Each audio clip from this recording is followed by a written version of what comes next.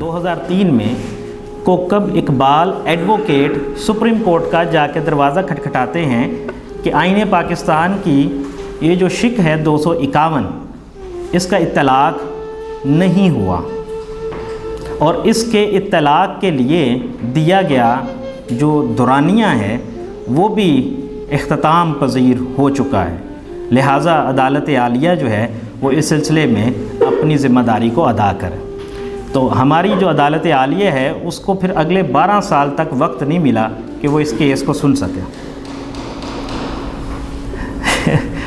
और अगले 12 साल तक वक्त नहीं मिला और फिर जाके हमारे एक साबिक chief justice Jawwad S Khawaja उन्होंने फिर आखिरी अपनी कह लें कि आखिरी जो फ़ैसला उन्होंने कहा हुक्म सादर किया कि उर्दू को कौमी ज़ुबान की हैसियत से फिलफौर लागू किया जाए।